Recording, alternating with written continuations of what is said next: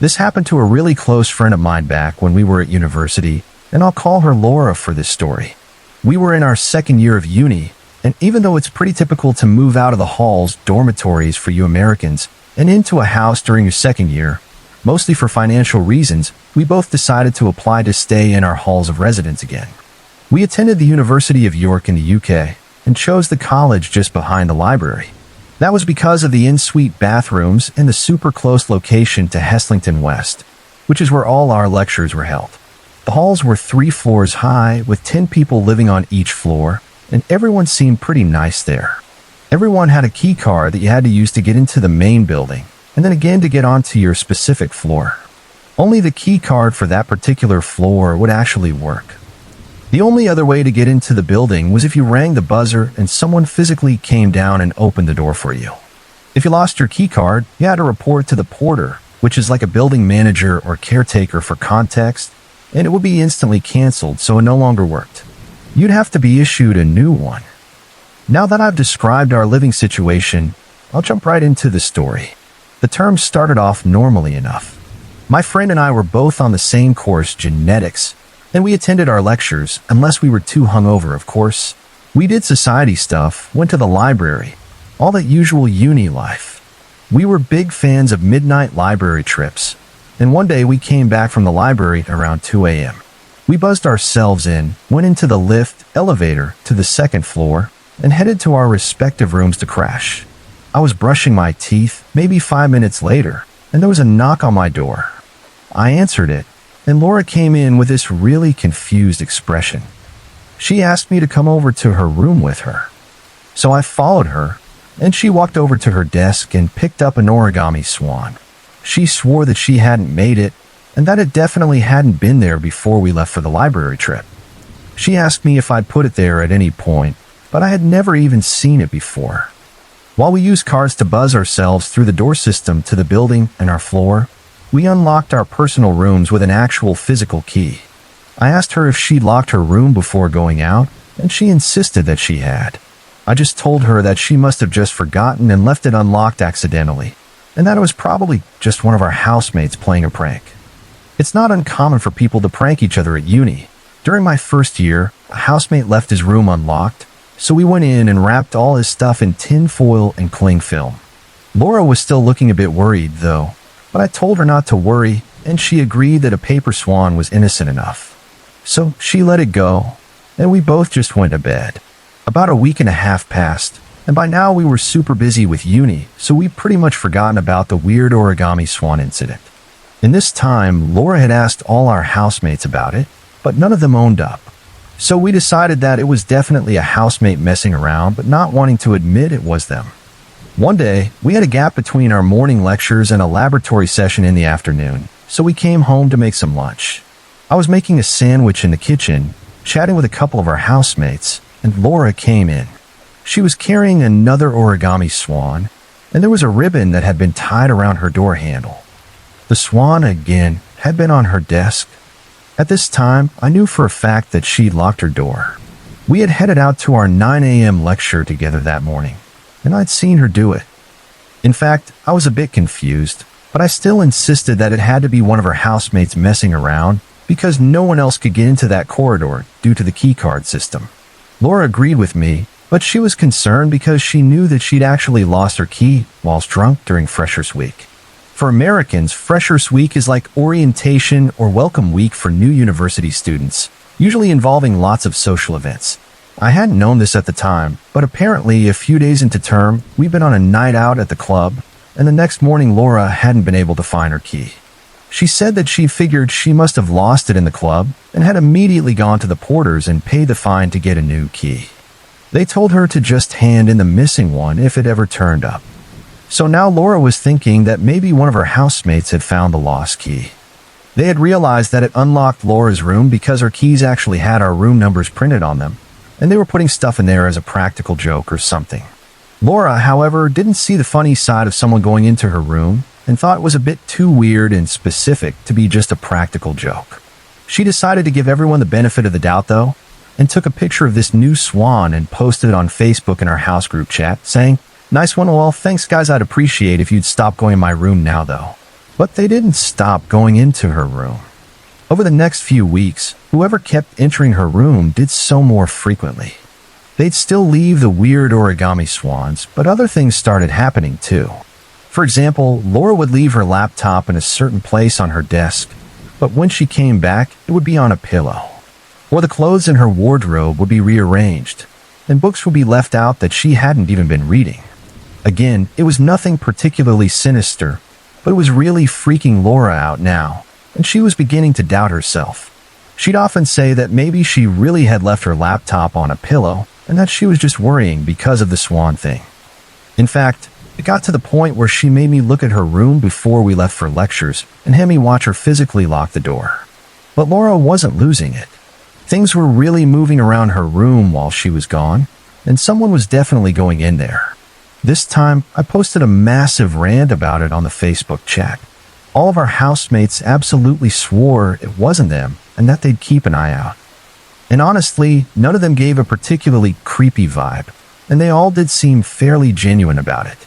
However, we knew that it had to be one of our housemates or a friend or partner that someone was letting into the building, as there was just no way at all of entering without one of those active key cards. This went on for a few more weeks, and eventually, I urged her to tell campus security what had been going on. When the weird swan leaving, laptop moving person didn't let up, we finally escalated it. There were no security cameras inside the building, only on the door at the main entrance, but they said that they would keep a close eye on that. They also said they would increase their car patrols around our area of the college. Laura thanked them, but she wasn't convinced that this would help much, seeing as she was convinced it was someone inside the house. She also informed the college provost. The provost is a senior academic administrator, kind of like a dean, who oversees things like student welfare and disciplinaries. And get this, the provost individually called all 30 people in that block to talk to them to see if anyone knew anything. Nothing came of it, but Laura was glad that the university was taking the situation seriously. But now is when things started to get really creepy. The person was still moving things around her room and was leaving the occasional paper swan, but now they also started leaving notes. It started out with short notes left on her pillow, like, "You're pretty," but soon it turned into full-blown letters detailing how this person had been watching Laura since the beginning of term, how much they liked her, and how they knew that she liked them too because she always accepted the gifts. Naturally, Laura was seriously distressed by this point. She even considered moving out and staying somewhere else. She ended up going to Open Doors, which is the on-campus university counseling service, because she had developed severe anxiety and paranoia. In fact, it got to the point where she rarely left her room, and the only person she would allow to enter was me. She stopped going to lectures and to all the social activities she used to enjoy because she said that she felt like she could feel eyes on her all the time and was genuinely terrified that someone might follow her and do something if she had to go anywhere alone for any reason. She would always call me to come and meet her. She spent a lot of her time crying, and she was even struggling to complete essays and keep up with the university work. I told her to keep all the letters though, but she didn't want them in her room, so I looked after them and eventually gave them to the provost, who ended up getting the police involved. Again, the police questioned us all, but nothing came of it. Finally though, the university offered to change her door and have a new lock fitted. This is something they should have done in the first place, but the uni bedrooms are all heavy-duty fire doors, and apparently they're just super expensive. So she had a new lock fitted. But the letters? They didn't stop. Instead, they just ended up getting pushed under her door when she was out. They became more and more graphic and sexual in nature, with them stating in great detail exactly what their life together would be like and what they do in the bedroom. We were well into the second term by this point, and Laura, well, she was really struggling to cope. She deleted all her social media accounts, and she'd failed a couple of assignments due to the stress. But Laura was desperate not to quit uni. She wanted to do well at her degree, and she didn't want to let anyone down. We were still no closer to knowing who it was, however, and the only comforting thing was the fact that this person couldn't use the missing key to access her room anymore. Anyway, the letters continued, and finally, a letter came asking her to meet up. The person asked Laura to meet at 11 p.m. at the Central Hall. In general, our campus is pretty well lit and it's pretty safe due to the security patrols, with very few incidents taking place. Central Hall, however, was one area of campus which really wasn't well lit and was in fact pretty dark. What's more, the entrance of Central Hall doesn't have any security cameras. So basically, this person had asked to meet Laura in a dark area of campus with no security. Obviously, Laura didn't attend the 11 p.m. date. Instead, she reported it to campus security. Security did check the area out, but no one ever turned up. After that, she received a letter asking her to meet up most days, in fact. And by this point, Laura was at her breaking point. She finally phoned her mom and admitted what had been going on for the past few months. She had never told her family before as she didn't want them to worry, and because they'd never actually done anything physical to her, she didn't have much concrete evidence to go on anyway. Her mom, who lived about 1.5 hours away by car, insisted that she was driving up the next day to talk to the college provost about the situation and told Laura that under no circumstances would she be staying in those halls. Eventually, Laura agreed to a medical leave of absence, citing depression and anxiety as the cause. She was supposed to come back the following academic year in September, but she made the decision not to come back, telling me through text.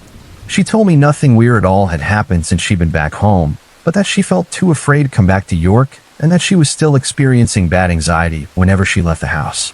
I have seen Laura since, and though she's doing okay now, the whole situation will be with her for life. After the whole situation with Laura, no one else in our flat was ever targeted and nothing odd happened. But I pretty much avoided all of our housemates, knowing that one of them, or someone close to them, had to be responsible for stalking Laura and causing the deterioration of her mental health. We still genuinely have no idea who was responsible for any of it, and I guess now we will never know. But it's really creepy to think about the fact that someone I know, someone who I could have been friends with, is an obsessive stalker. So, I moved out of my parents' place just before I turned 18. I went to live with my boyfriend at the time. We rented this apartment that was the whole upper floor of an older house.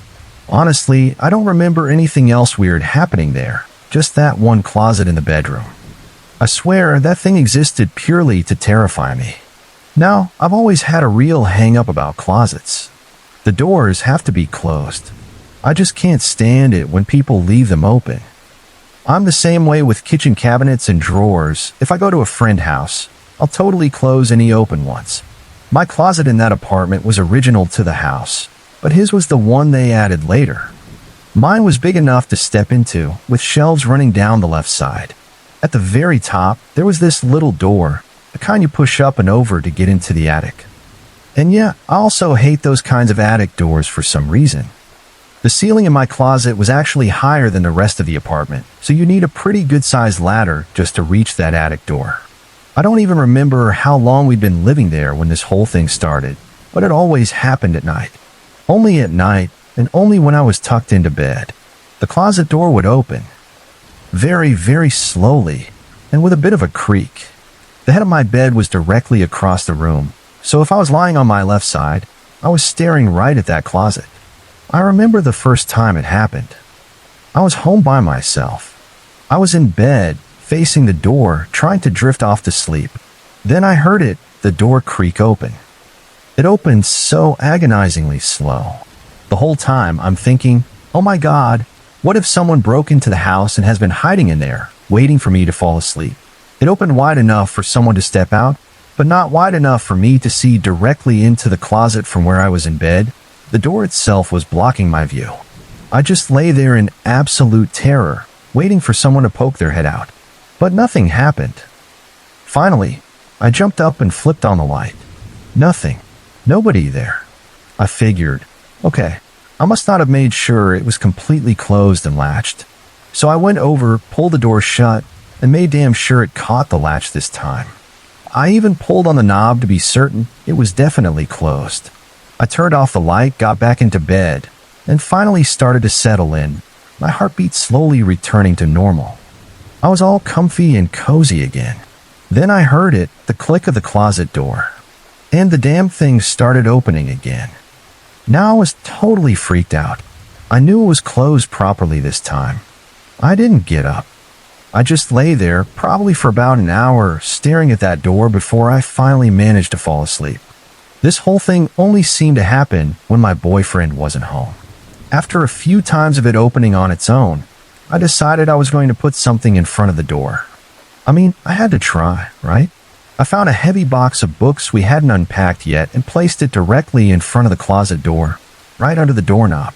I made sure the door was latched again, thinking, okay, now I'm going to get a good night's rest. I got into bed.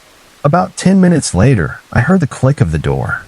For a few seconds, nothing. Then, I heard the door creak as it pushed the heavy box across the carpet. It opened just wide enough for someone to step out, just like it had been doing before. Up until that point, I had tried to rationalize it.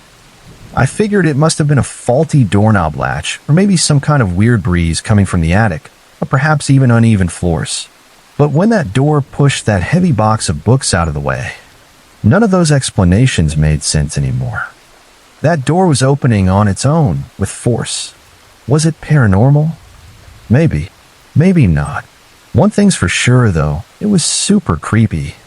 Luckily, I didn't live there for much longer. I was a junior in college studying abroad in Hong Kong, and just for a little background info, I'm originally from the US. Even though I was battling a minor language barrier, I immediately fell in love with that vibrant city. It really didn't take long to feel at home and get super familiar with my surroundings. After just a matter of weeks, I was practically a local. I'm a bit reluctant to say it, but in exchange for feeling so incredibly comfortable in the area, I might have let my guard down a bit in the process. Being a 5'6", 120-pound female, I totally recognize the importance of staying vigilant, especially when venturing out on my own. And even though I'm pretty athletic, I'm not exactly a major threat against anyone who might want to hurt me. Which, unfortunately, leads me to this encounter I had some weeks ago. One afternoon, I decided to head over to a smaller mall just to kill some time while my friends were in class. Now, when I say small, I mean in comparison to some of the absolutely massive retail metropolises located elsewhere in the city. But this place was still no joke.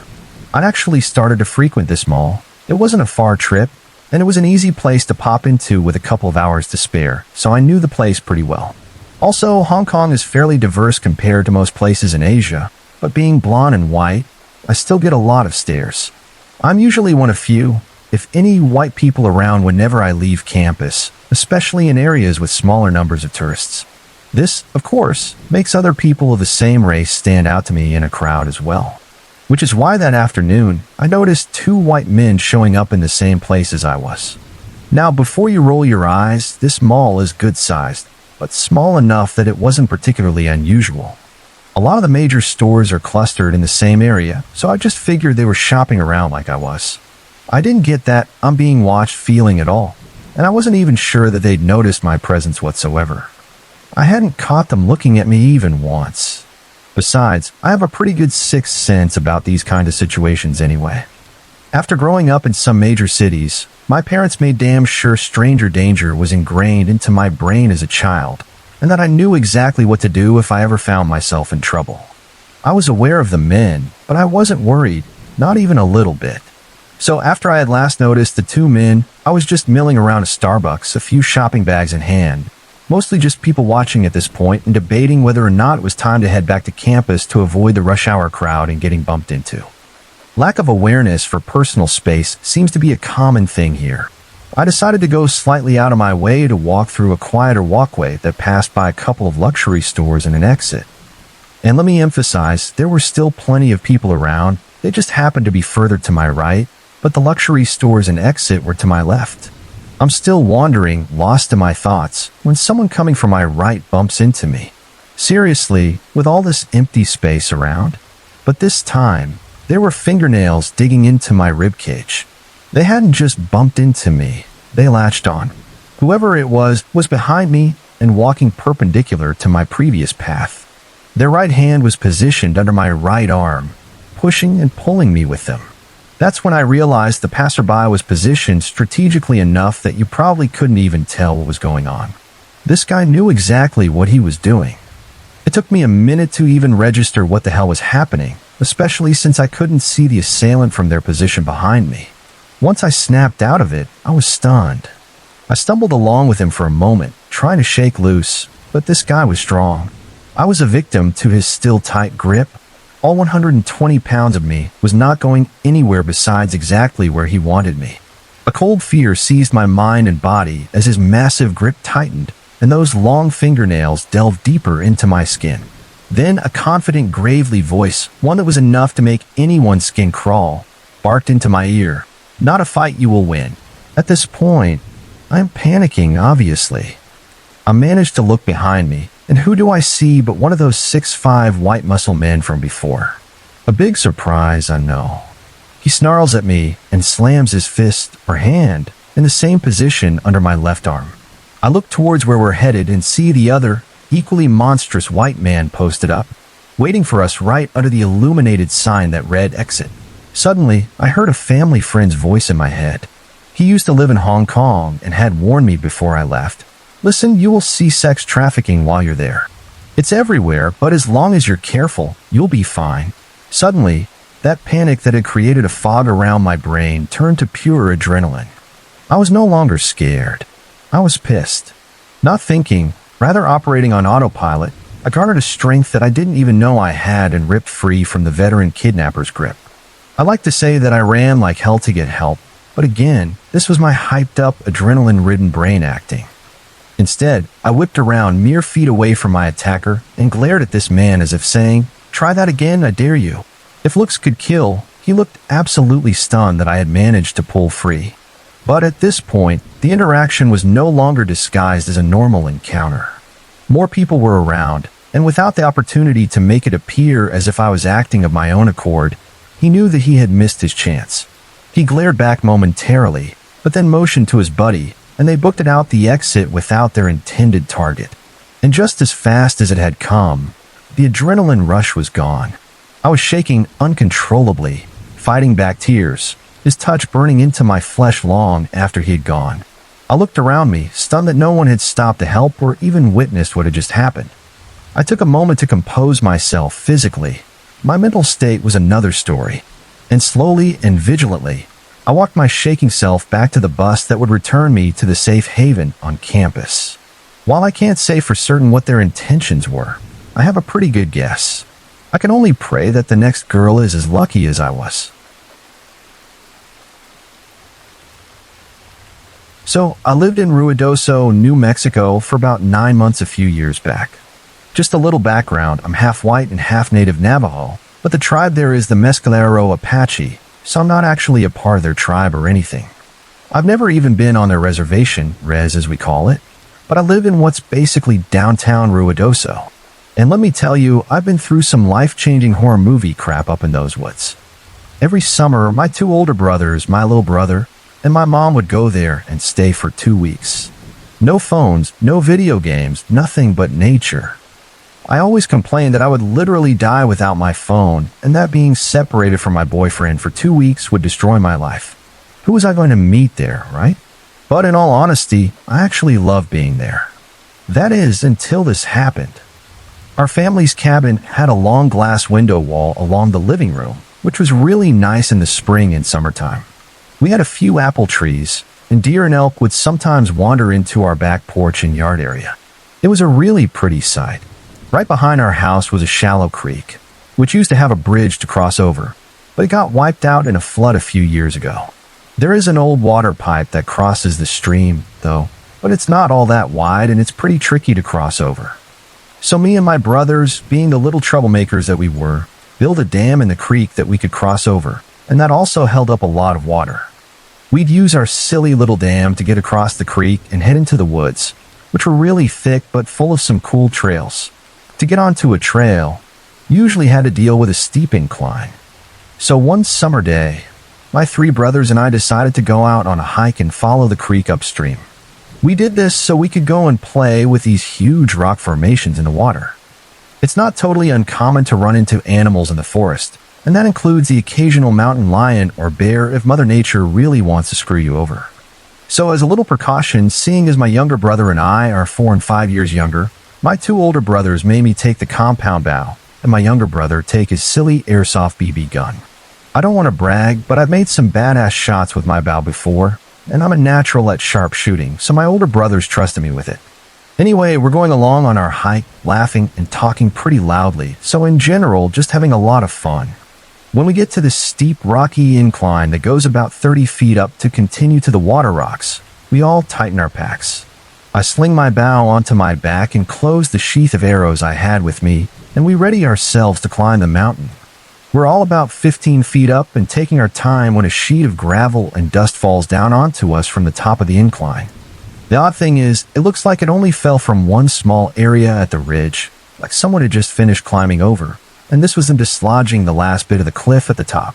So me and my brothers all kind of just looked at each other and shared the same look, like, what the hell was that?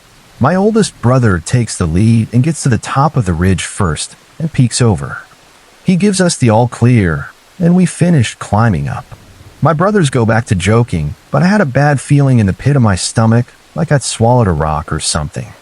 I've always been very superstitious, and I listened to my grandma's spooky stories about her life as a girl on the res the most.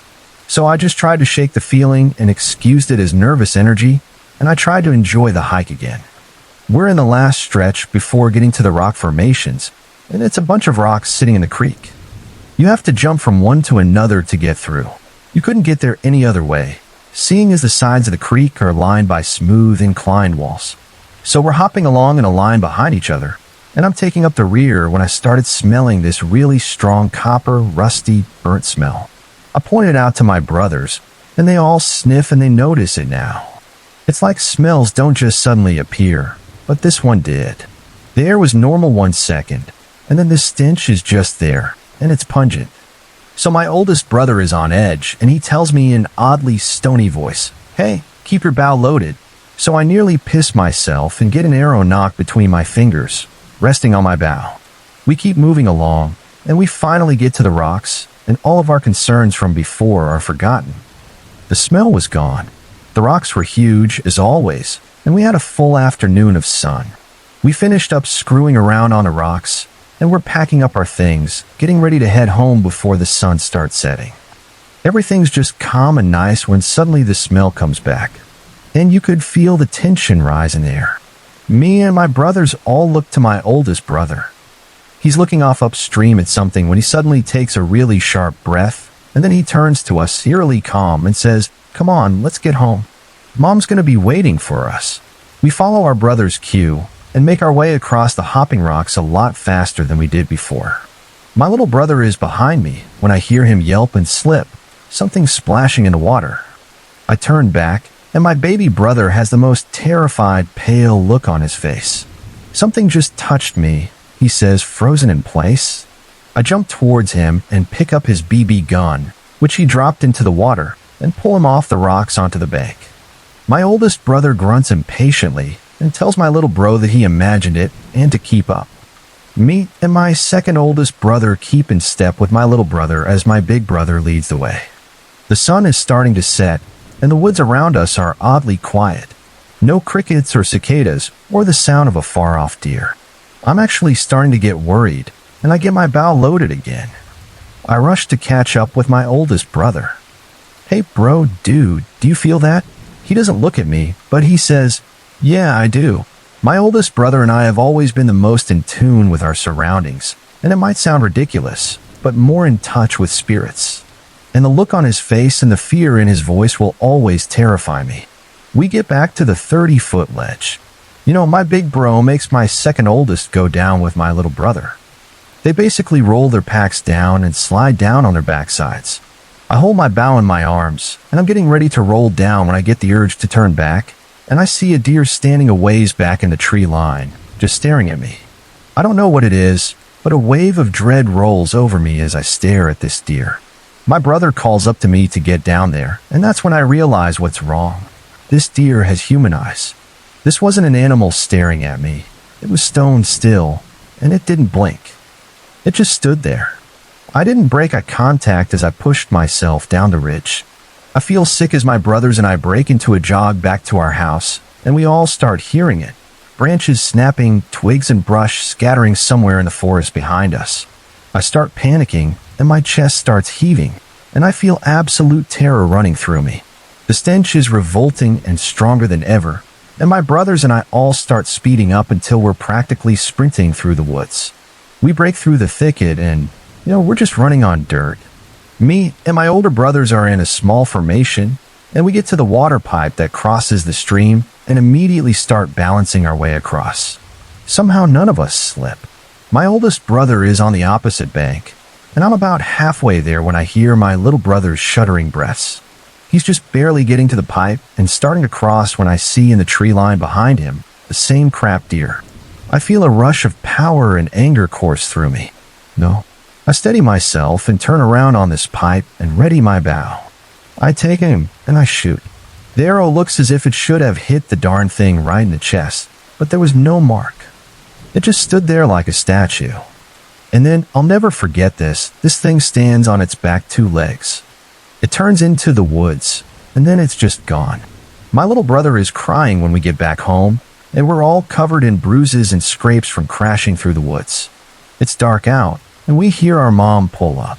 She gets in, and she looks at us like, "What the hell happened?" and then turns to my oldest brother. "Don't worry, Mom, we were just hiking, and little brother fell."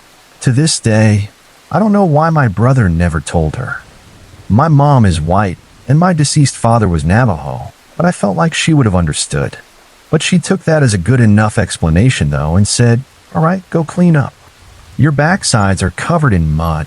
We all cleaned up and didn't say a word, but that night I could hear my little and second oldest brother whispering and talking in their shared room, and my 2 dogs were going crazy outside. The next morning, I was the first one to wake up. I went to the back door to let the dogs out to use the restroom, and there, shoved into our chopping stump for firewood, was my arrow. The only one I fired that day at the deer. Well, we never visited there after that summer. And when we moved back, we forced our mom to buy a house in town. My oldest brother never went back there, and he went to college and never visited until we moved, always having an excuse for never coming home. I never got the chance to tell my grandmother what happened. She passed away later on that summer, and she was my last connection to my native heritage. Yeah, I don't know if it was a skinwalker or a wendigo. For those unfamiliar, these are terrifying shape-shifting or cannibalistic creatures from Native American folklore.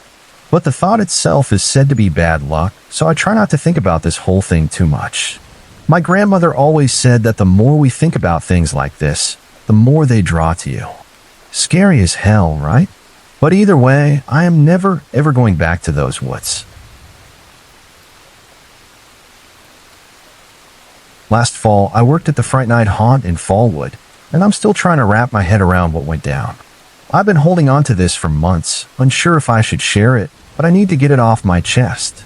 Maybe someone out there can make sense of it, because I sure as hell can't. I was between jobs, scraping by, when I saw an ad for seasonal workers at this haunted house attraction. The pay was solid, $15 an hour to dress up and scare people. Easy cash, right? The gig was at the old Starlight Theater, a crumbling movie palace from the 1950s that had been abandoned for at least a decade. Growing up in Fallwood, I remember that place, the coming soon sign that never changed, the peeling paint, those creepy Art Deco statues by the entrance. It always gave me the chills as a kid.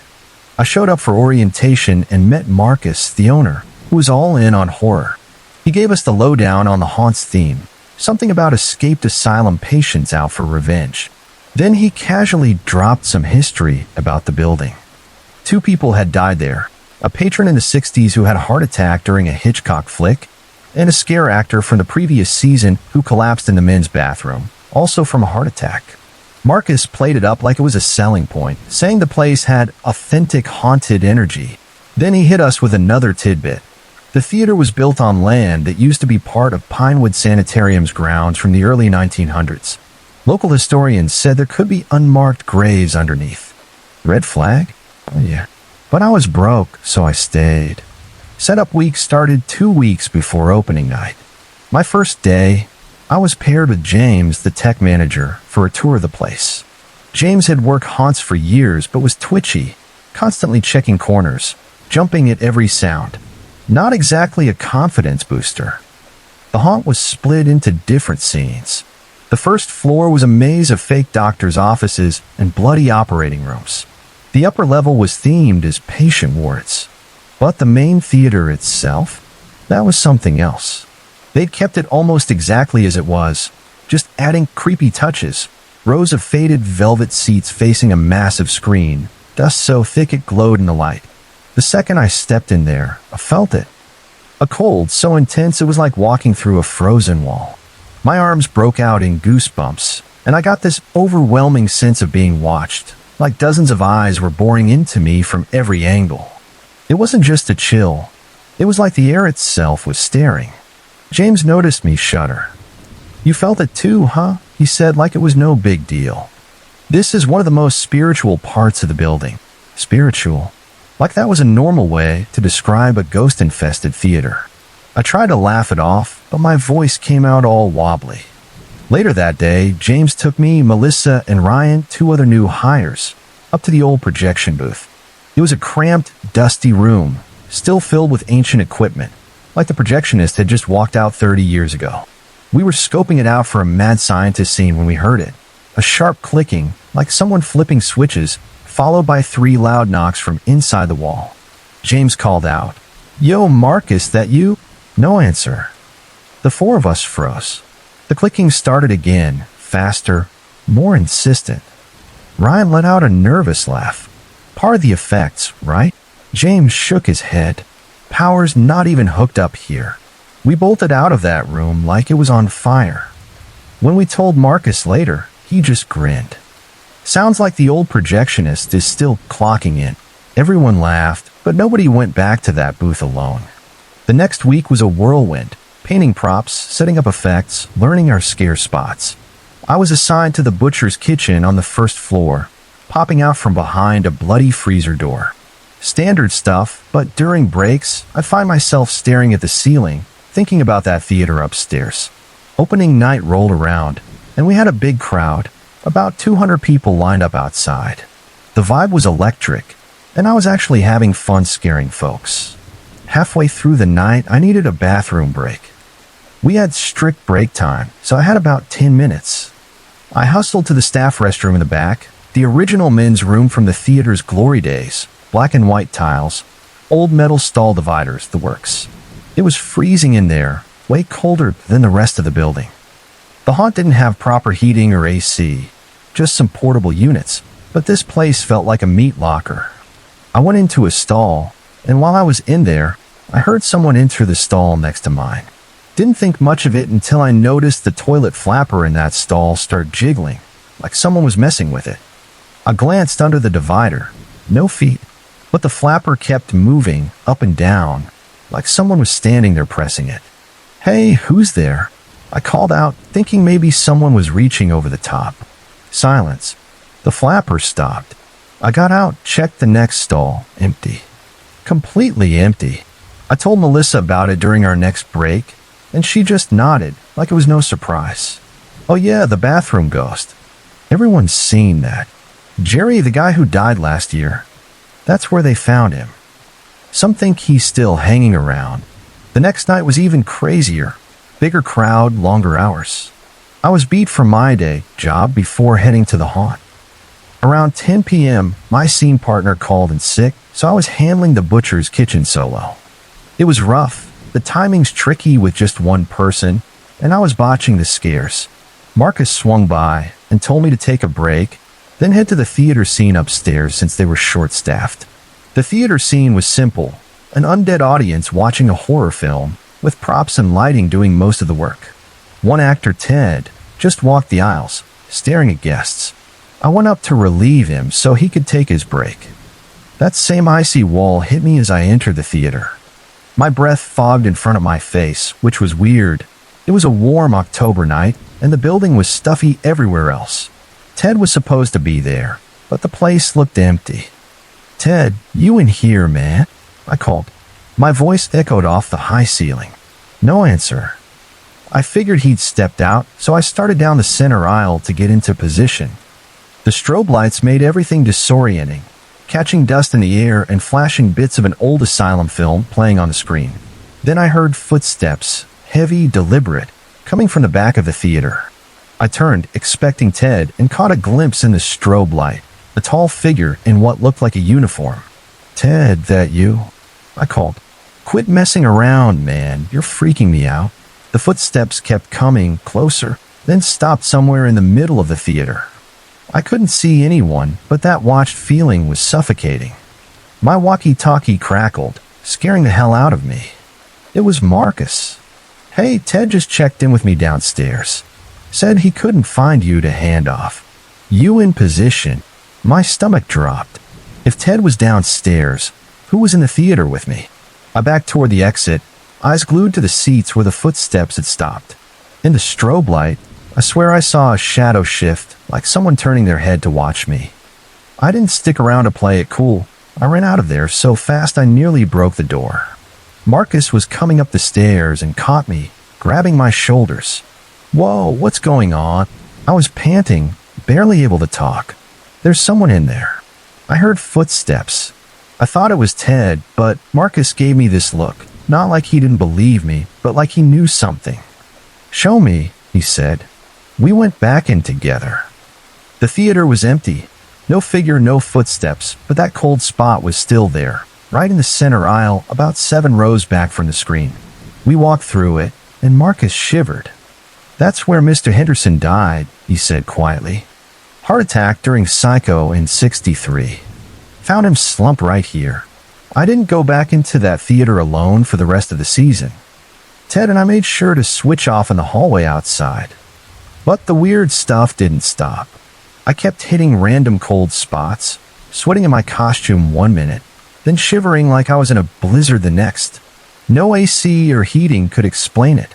They'd pop up in different spots with no rhyme or reason. Other staff had stories too. Ryan swore he saw a woman in a nurse's uniform in the upstairs hallway, but no one was wearing that costume. Melissa's props would move between groups, spoons and fake body parts rearranged when no one was around. James said equipment would turn on and off by itself, even unplugged. The clicking and knocking in the projection booth got so common the tech crew started saying, "Morning, Jerry," when they walked in like the dead actor was just part of the team. Maybe it was their way of coping, making something terrifying feel almost friendly. The weirdest thing, none of us quit. We just accepted it like ghosts were part of the job. Every worker who stayed more than a few days had a story, something they couldn't explain. We'd swap tales in the break room, not like campfire ghost stories, but stuff that happened to us that night. One night, near the end of the season, James sat down next to me in the staff room, looking rattled. "You okay?" I asked. He shook his head. I was in the basement checking the circuit breakers. Heard someone whisper my name, right in my ear. Felt their breath, man. I should have been freaked out, but by then it felt almost normal. "What did you do?" I asked. Told him, "Not now, I'm busy," and kept working. He laughed, but it was hollow. What the hell's wrong with us? Why are we still here? I didn't have an answer then, and I still don't. Here's the kicker. When I left after Halloween, something followed me home. Nothing crazy, no ghosts floating around or furniture flying, but little things. Footsteps in my hallway when I'm alone. Doors I know I close standing open in the morning. And sometimes when I'm drifting off to sleep, I hear the faint click of a film reel spinning in a projector, somewhere in the dark of my apartment. I drive by the Starlight Theater sometimes. The haunt's closed for the season, but Marcus is already hyping next Halloween. I wonder how many of last year's crew will go back, knowing what's waiting. And the messed up part, I'm actually thinking about it. That place scares the hell out of me, but it's got this pull, like it's daring me to come back and figure it out. Or maybe whatever followed me home wants to go back, and I'm just along for the ride. Back in 2003, when I was 20, I was living in a cramped apartment in Westlake with my 2 best friends, Heather and Jamie. We were just 3 broke young women, scraping by on retail jobs, sharing rent, and trying to figure out what the hell we were doing with our lives. The apartment wasn't anything fancy, but it was our first taste of freedom away from our parent houses, and we loved it. One Friday night in October, we were bored out of our skulls. Nothing good was on TV. We were too broke to hit the bars, and we'd already watched our stack of DVDs to death. That's when Jamie got this wild idea. "Let's get a Ouija board," she said, all excited. My cousin had one. and she swears it moved on its own. I roll my eyes. Those things are total crap. People just push it themselves and don't realize it. Heather, always up for something spooky, jumped on board. Come on, Melissa, don't be such a buzzkill. It's almost Halloween, perfect timing. So, against my better judgment, we piled into my beat-up car and drove to Kmart. Yep, go to Kmart, and grabbed a Ouija board for like $20. It came in this cheesy glossy box with purple lettering, looking about as threatening as a board game. I cracked jokes on the drive home about whether the spirits would be pissed we didn't splurge on the fancy version. We got back around 9 p.m., ordered a pizza, and popped open some cheap wine while setting up the board on our coffee table. The pizza guy showed up, we scarfed it down, and then got ready for our seance. Jamie lit some candles, not for spooky vibes, but because her harsh overhead light gave her migraines. We sat on the floor around a table, giggling like idiots. So, how's this work? I asked, still thinking it was a dumb way to kill time. Heather, who'd read some article about Ouija boards, said, we all put our fingers on the planchette, that pointer thing, and ask questions. Don't push it, just let it move. We placed our fingertips on the plastic planchette, barely touching it, and started with the basics. Is anyone there? Jamie asked. Nothing happened for what felt like forever. I was about to call it quits when the planchette jerked to yes. I laughed. Who's pushing it? I shot a look at both of them. Not me, they said at the same time. Okay, who are we talking to? Heather asked. The planchette moved slowly, spelling out BN. Hi, Ben. Jamie said, giggling nervously. Are you a good spirit? It slid to yes. What are you? I asked, still sure one of them was messing with me. It spelled out GUID, like a spirit guide. Heather asked, her voice getting serious. Yes, I wasn't buying it. Prove you're real, I challenged. Tell us something only a spirit would know. That's when it got weird. The planchette moved faster. SCARIEST. My stomach dropped like I'd been punched. 2 weeks earlier, I'd had a total meltdown in my car in the grocery store parking lot. I was alone, sobbing for an hour with my forehead on the steering wheel, freaking out about my college major, my dead-end job, and whether I should just move back home. I hadn't told a soul. Not Heather, not Jamie, nobody. What's that mean? Jamie asked, looking at me. I could barely speak, my mouth bone dry. I had a breakdown in my car a couple weeks ago. I stammered. Alone. No way anyone could have known. Jamie gave me a skeptical look. Maybe you mentioned it and forgot? No, I snapped. I didn't tell anyone. We kept going, and Ben started dropping more personal stuff. He knew about Jamie's childhood dog that died when she was 7, a shaggy mutt named Rusty she'd never mentioned to us. He knew about Heather's secret crush on her boss, a detail she'd kept locked up tight. By midnight, we were all believers, freaked out but hooked. We started using the board almost every night, like it was our new Netflix. Ben became like a fourth roommate. We'd ask him about work drama, guys we were dating, family issues, and he'd answer, sometimes with legit good advice, like telling Jamie to push for a raise. She got it. About 2 weeks in, our friend Mike came over to hang out. He thought the Ouija thing was stupid and gave us crap for believing in it. After a few beers, he passed out on our couch, snoring like a chainsaw. The three of us decided to do a session anyway, sitting on the floor near him. The second we started, the vibe fell off. The planchette moved fast, aggressive. Are you Ben? Jamie asked. It shot to an O. Who are you then? No answer, just the planchette circling the board like it was pissed. Are you okay? Heather asked. No. Then it spelled HIMOUT, him out. I said, glancing at Mike. You mean Mike? Yes. Suddenly, Heather gasped and yanked her arm back. Something grabbed me, she whispered, her eyes wide. Something cold wrapped around my arm. I didn't feel anything, but goosebumps exploded across my skin. The room got freezing, like the temperature dropped 15 degrees in seconds. Let's stop, I said, totally creeped out. But then the planchette moved by itself. We'd all pulled our hands back, and it was still sliding, circling wildly. Mike woke up with a yell, sitting bolt upright, clutching his chest. What the hell? He shouted. What's wrong? Jamie asked. Something was sitting on me, he said, eyes huge. I couldn't breathe. We flipped on the lights, and when Mike lifted his shirt, we all froze.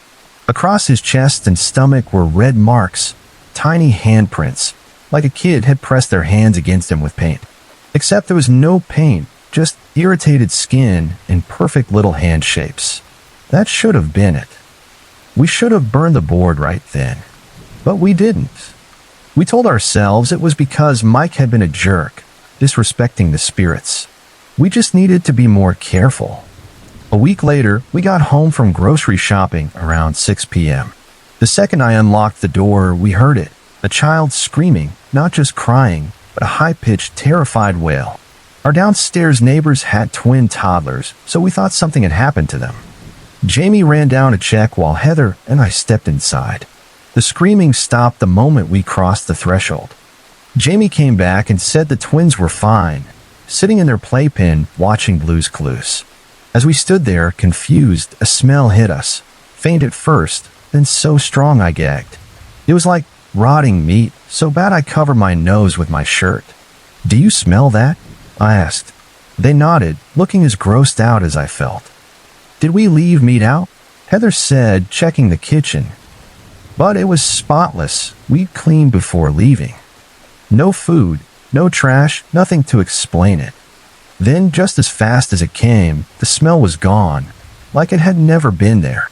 That night, Heather was flipping through some occult books she'd borrowed from the library. She'd gotten way into researching this stuff. She opened one and called us over, her face pale. "Listen to this," she said, reading aloud. "Two common signs of malevolent entities are the sounds of children in distress and the smell of decay or rotting flesh. When experienced together, these are considered by demonologists to be indicators of pure evil." My blood ran cold. Pure evil. Those words stuck with me, echoing in my head for days. We agreed to take a break from the board. Heather returned the books. I put an open Bible in the living room. Despite not being religious, it felt like a safety net, and Jamie started carrying a small cross in her purse. We never said goodbye on the board, just shoved it in the back of my closet and tried to move on. For months, things were normal. We convinced ourselves we'd overreacted. The screaming was probably the neighbor's TV, the smell maybe a dead mouse in the walls, the handprints on Mike just him sleeping on something weird. Then, in April, after a few too many drinks celebrating Jamie's promotion, we got dumb. "Let's do one quick session," Heather said. "I want to ask about this new guy I'm seeing." I should have said no. I should have chucked that board in the trash months ago. But I didn't. The planchette moved the second we touched it, like whatever was there had been waiting. "Ben," Jamie asked. "Yes," it answered. "We've missed you," Heather said, and I remember thinking how weird that sounded, like she was talking to an old buddy. It started out fine. Ben said Heather's new boyfriend wasn't right for her. He wasn't. They broke up 2 weeks later. He told Jamie her promotion would lead to another one by Christmas. It did. Then it turned to me, WATCHEATHER. "What about me?" Heather asked. SEVENFRYU? 7 what? She pressed. No answer. 7 children. Jamie guessed, laughing. The planchette shot to yes, so hard it nearly flew off the board. Heather rolled her eyes. "Yeah, right. I don't even know if I want kids." That was the last time we used the board. The next day, hungover and feeling like idiots, we decided to get rid of it. Jamie took it to a dumpster behind her work and buried it under bags of trash. Life went on. I started dating someone seriously. Jamie got that second promotion. Heather started having health issues, tiredness, nausea, mood swings. We figured it was stress from her job. 7 months after that last session, I was folding laundry when it hit me, Heather's symptoms, the timeline, that message, 7 for you. I called her immediately. "Heather, this is going to sound nuts, but any chance you're pregnant?" There was a long pause. "Why would you ask that? Just answer," I pushed. "No," she said firmly. "I'm on the pill, and I haven't been with anyone in months," but I couldn't shake it. That weekend, I brought over a pregnancy test as a half-joke. She took it to humor me, sure it'd be negative. It wasn't. The doctor confirmed she was almost exactly 7 months pregnant. She had no clue how she'd had what she thought were periods. No baby bump, nothing. The father was her ex, the one Ben said wasn't right for her. Her daughter was born healthy 2 months later, and Heather was an amazing mom despite the shock. But that 7 for you message haunted us. Did it mean she'd have 7 kids, or something would happen when her daughter turned 7? I moved out a year later when I got engaged. Jamie left 6 months after for a job in another state. Heather stayed in the apartment longest, moving out when her daughter was 3. It's been years, but none of us escaped whatever we stirred up that October.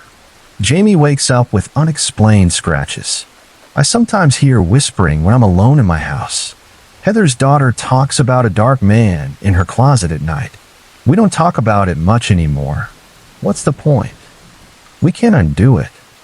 We invited something in, and it's still here. Heather's daughter turned 7 last month. We're all pretending we're not terrified of what might happen.